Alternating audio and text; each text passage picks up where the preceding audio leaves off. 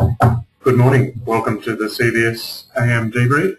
This Thursday, the 23rd of September, just past 8:30 AM here on the East Coast. Overnight market action.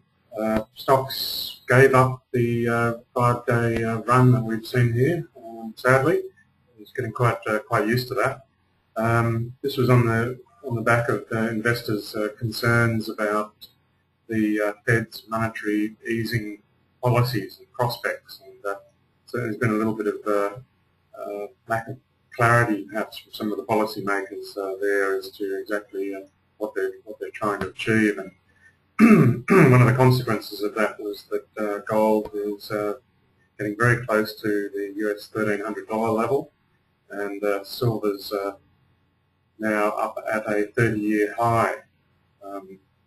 Gold's getting up there on the back of the fear of deflation, and we're going to have a look at those indices globally now.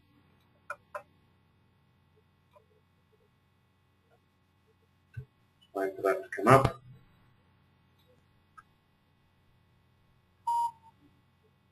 Yes, so most of the US indices were down, with the Dow down 21 to 10,700, and the S&P 500 down 5.5, the Nasdaq down 14.8.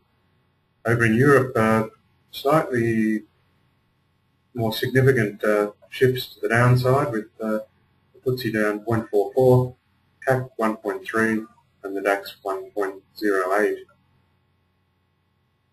Closer to home, the Nikkei yesterday closed down 0.37% or 35 points. Hang Seng was up 45, and we ended up closing up 7.7. Outlook in our local region is that we will see a fairly flat, unchanged day, with the SPY index futures pointing down 14 points to 4,637. Hang Seng down 31, and Nikkei down 40. Looking now to commodity space, West Texas Intermediates at 74.86, was up slightly. Coffee at 179.95, which is down 2.95. Corn at 5.05, down a quarter. Cotton 99.62, down 1.17. Lumber down 5.5. Oats 3.44, down 7.5. Rough rice at 12.21.5. And I've been on leave the last couple of weeks here, but I know that people that were in that rough rice warrant got out there for about a 30% profit there. So a little bit of a white knuckle ride part the way along there, but ultimately we got the direction right, which was nice. Okay, now the futures at 10.88.5, up 8.5, and soy, and sugar at 23.19, up 0.42. Wheat at 719.75, up 1.75, and wool at 915 cents per kilo. Copper at 357.05, up 0.55. And gold, as I was just mentioning, at 1,292.70, up 60 cents. And silver at $21.15, up 0.1. Currency pairs now, with the euro buying 1.3396 US dollars, pound buying 1.5654, US buying 84.4890 yen, and the Aussie buying 95.42 US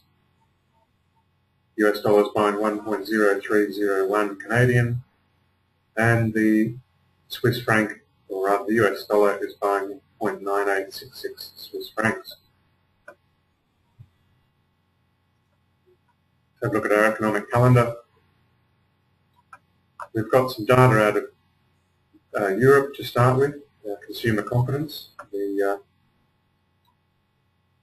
actual figure was down 11.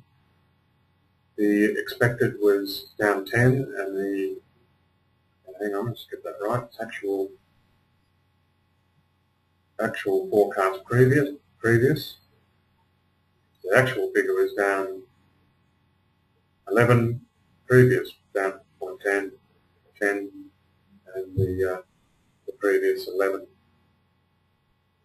US house price index month on month, that was largely unchanged, with the actual figure down 0.5 for July, previous 0.2, and the, get that right again, and the previous was 0.3. I got some data out of New Zealand for their GDP numbers, expected to be moving up there, so we've got a 0.25 figure to look forward to, or the New Zealanders do it, and that's quite an impressive number for year-on-year for Q2.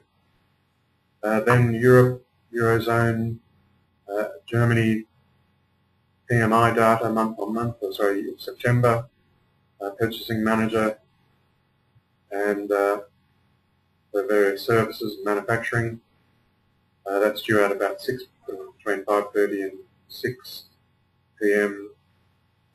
East Coast time. Figures for UK loans, and then finally initial jobless claims, which are expected to come in at about 450,000, as was the previous figure. Take a look now at Falcon, at some of the markets are doing, and looking here at the ASX S&P 200. Now, looks to my eye like if we don't start to see a breakout, this bit of consolidation here around 4,600, that we may end up coming back off here. But a break above 4,700 would be fairly bullish, I would have thought.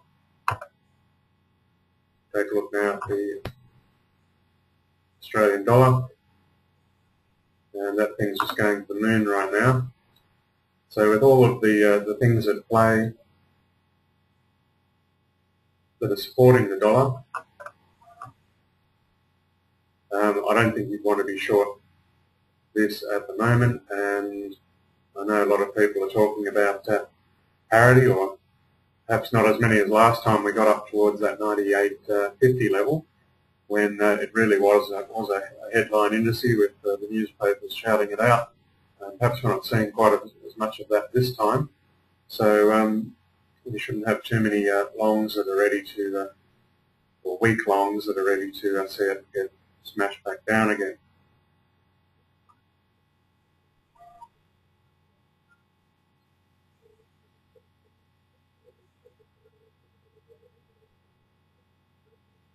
Okay, now taking a look at where crude is, and I haven't looked at this for some time, as I just mentioned. I've been on vacation, so let's see if we can make something of it. It does look to be trending up at this point, so I guess we're just back to that view that we trade it within the range here between 70 and 80, and we go long at the lower end of that range and go short at the higher end. Can't really add too much to that. We're not too much else to follow up on here that jumps out. So we might wrap it up here. And thanks as always for your attention. And we'll speak again soon. Bye for now.